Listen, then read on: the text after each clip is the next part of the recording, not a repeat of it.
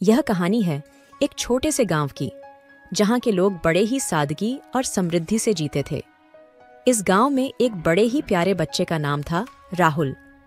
राहुल का सपना था कि वह ज्यादा से ज्यादा लोगों की मदद करें और अच्छे काम करें।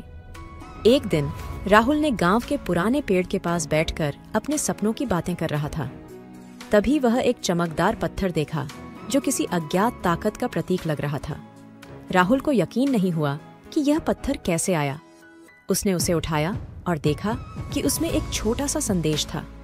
संदेश में लिखा था, यह पत्थर वो चीज है जो तुम्हें तुम्हारे सपनों की दिशा दिखा सकता है। राहुल ने उस पत्थर को अपने साथ ले लिया। घर लौटते समय उसने उसे देखने की कोशिश की, लेकिन उसके सामने एक आश्चर्यजनक चमत्कार हुआ। पत्थर की एक झील में अचानक एक राजकुमारी उभरी। वह बहुत ही सुंदर और शांत स्वभाव की थी। वह राहुल के पास आई और कहा, धन्यवाद कि तुमने मुझे मेरे प्राणों की वापसी की। अब मैं तुम्हें उस चीज के बारे में बताने के लिए आई हूँ जिसे तुम तलाश रहे हो। राहुल ने हैरानी से पूछा, क्या यह पत्थर है? राजकुमारी ने हंसते हुए कहा, नहीं राहुल, ये पत्थर तो सिर्फ एक संकेत है। इसकी सच्चाई कुछ और है।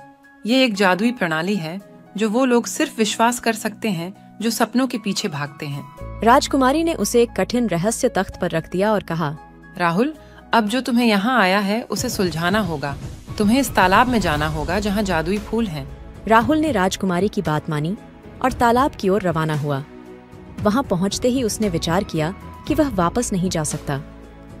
फूलों की खूबसूरती ने उसे अपनी ओर आकर्षित किया। वह एक फूल तोड़ने के लिए झील के किनारे पहुंचा, लेकिन उसने फूल को छूते ही एक अद्भुत आवाज सुनी। यह तुम्हारी भूल है राहुल।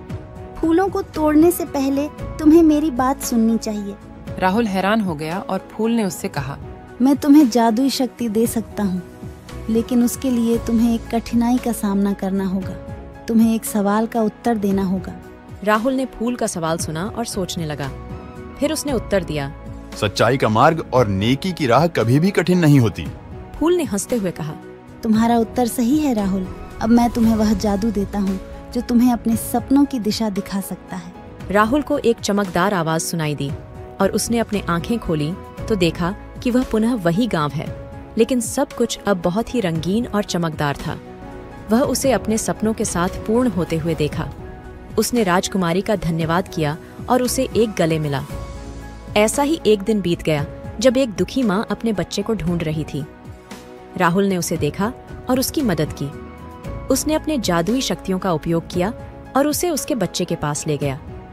वह माँ बहुत खुश थी और राहुल की महानता की बातें सारे गांव में फैल गई।